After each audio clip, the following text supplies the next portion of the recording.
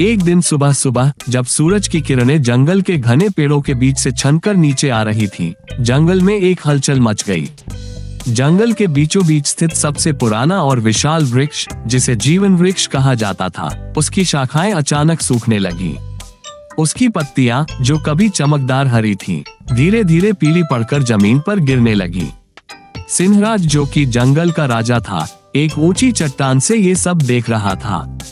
ये देखकर उसकी चिंता बढ़ गई, क्योंकि जीवन वृक्ष अगर सूख गया तो जंगल खत्म हो जाएगा। उसने जोर से गर्जना करते हुए सभी जानवरों को बुलाया। सभी जानवरों, तुरंत यहाँ आओ, एक बहुत बड़ी समस्या आ गई है। थोड़ी ही देर में जंगल के सभी जानवर इकट्ठा हो गए। बबलू हाथी, मोटी खरगोश, चीनी बंदर, गुड्डू भालू भी वहाँ पहुँच गए। सभी की निगाहें जीवन वृक्ष की ओर थीं। ये देखकर बबलू हाथी ने चिंतित स्वर में कहा, यह क्या हो रहा है? इस वृक्ष ने तो हमें हमेशा छांव और फल दिए हैं, अब ये कैसे सूख रहा है? ये बहुत गंभीर बात है। जीवन वृक्ष का सूखना पूरे जंगल के लिए खतरा है। अगर यह पूरी तरह सूख गया तो हमारा जंगल भी धीरे धीरे खत्म हो जाएगा। हाथी की बात सुनकर मोटी खरगोश ने कहा, लेकिन ऐसा कैसे हो सकता है? हमने हमेशा इस वृक्ष की देखभाल की है, कोई तो वजह होगी।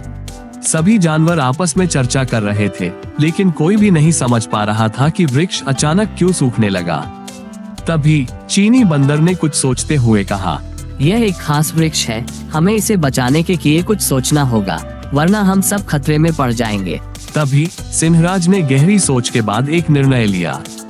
उसने सभी जानवरों की ओर देखते हुए कहा, जंगल के सबसे पुराने नियम के अनुसार जब जीवन वृक्ष संकट में होता है तो केवल एक ही तरीका उसे बचा सकता है, जादुई झरने का पानी।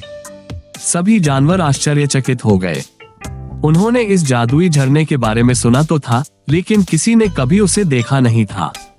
जादुई झरने की बात सुनकर मोटी खरगोश बोला, जादुई झरना, हमने सुना है वो तो जंगल के दूसरे छोर पर है और वहाँ तक पहुँचने के लिए हमें खतरनाक रास्तों से गुजरना होगा।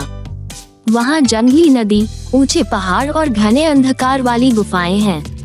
ये बहुत ही मुश्किल सफर होगा। मोटी खरगोश की बात सुनकर भालू बोला, सफर मुश्किल जरूर होगा, लेकिन अगर हम इसे नहीं करेंगे तो हमारा प्यारा जंगल खत्म हो सकता है।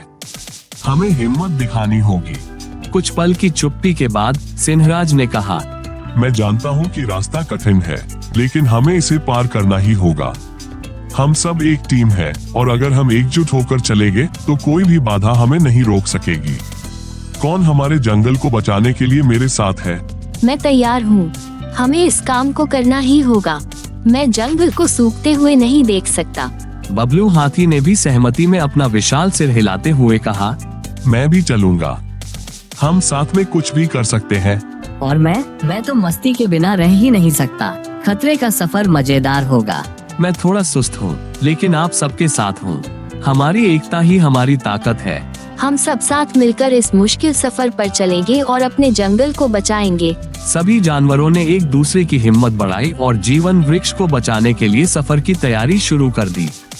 उनके दिलों में डर भी था, लेकिन दोस्ती और एकजुटता का बल उन्हें आगे बढ़ने के लिए प्रेरित कर रहा था।